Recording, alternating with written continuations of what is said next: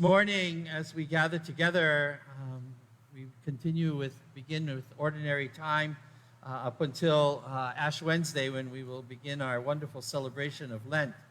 But today we hear the first miracle that Jesus performed as he went out into his public ministry, changing water into wine.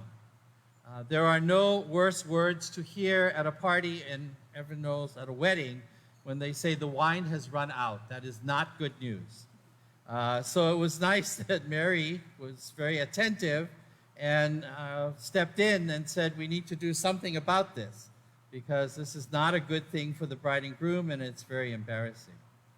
And then telling Jesus to go ahead and do this. And again, Jesus said to her, well, it's not my hour yet. Part of that was because of the scriptures, again, reminding us that it is Jesus who truly is the one who shed his blood for us. It is the wine of his blood that truly redeems us. The images in this gospel speak of 6 stone water jars, and those 6 stone water jars, the number 6 was an incomplete number for the Jewish people. And Jesus was going to be the 7th sort of water jar, which makes it complete, which is his death on the cross, his dying and his rising, him pouring out his blood, becoming wine for us in the beautiful sacrament of the Eucharist, again, fulfilling the law and fulfilling the promise God had made to his people to bring salvation into the world.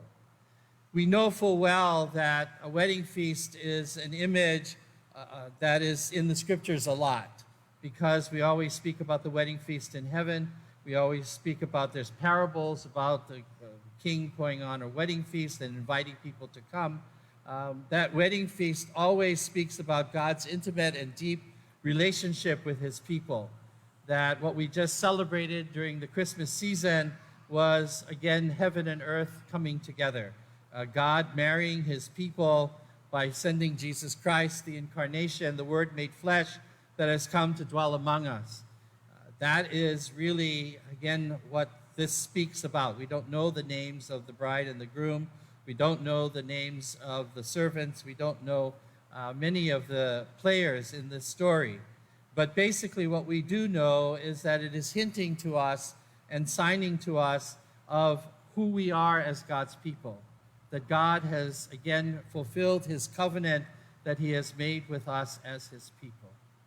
The wonderful thing about this beautiful story is the fact that Jesus really did not need to use the servants to help him. Again, Mary's, in her beautiful words, said, telling the servants, do whatever he tells you, and then goes into saying there were 6 water jars. Jesus says, fill the jars with water. So they filled them to the brim, and then he told them, take it to the head waiter. Jesus could have, not done any of that. But I think what's important about this part of the scripture is to remind us that just as Jesus used these wonderful servants to help him to put on this wonderful miracle, so too we are called by our God each and every day in these days and ages to also participate with our God in bringing about his miracles in our world. Whether it is through healing, whether it is through forgiveness, whether it is through caring and sharing, no matter how we look at it, we are integral to all that God would like to accomplish in our world, and that we have been called by our God to participate in a very special way. And again, that's why we are called to be disciples. That's why we understand that we are called to be good stewards of all that God has entrusted to us. And it is not by accident that today, which is wonderful, we had our rite of acceptance. And with these young people before us, again, signing them and signing all of their senses, their eyes and their ears, their foreheads, their lips, their shoulders, their hands, their feet, their heart. We are all called, again, by our God to participate in the many ways in which God intervenes in our world. And St. Paul, again, reminding us there are different forms of service but the same Lord. There are different workings, but the same God who produces all of them in everyone. And then he goes on to again speak about some of the gifts: faith, the gifts of healing, mighty deeds, prophecy, discernment of spirits, variety of tongues, interpretation of tongues. Again, we have all been called. And he says, but one and the same Spirit produces all these, distributing them individually to each person as he wishes. Each and every one of us, each and every one of these young people standing here has a gift to share and to give to our church, to our world, and to one another. That is the call the Lord has given us in this beautiful gospel. That is the challenge that he places before us today. Hopefully we are ready and willing to accept the challenge. It is very interesting that in John's gospel, these are the last words that we hear from Mary. Do whatever he tells you. And I think that's very significant because of the fact that it reminds us of what we are supposed to do. That it is God's will and God's plan that we are called to carry out each and every day.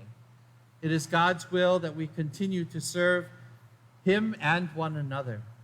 It is God's will that we are called to glorify him in what we say and what we do each and every day. As we welcome these young people as catechumens on their way to becoming the elect, and then following their baptism and their confirmation and their first Eucharist, they will be called neophytes. And again, this journey is a journey that hopefully we again promise that we will take with them. Promise that we will keep them in our thoughts and in our prayers. Promise that we will be, again, living examples to them of what it truly means to live the faith, to share the faith, to proclaim the good news, to be disciples of Jesus Christ and good stewards of all that God has entrusted to us, his time, his talents, and his treasures. May we, too, follow the words of our Mother Mary and do as the Lord has asked us to do.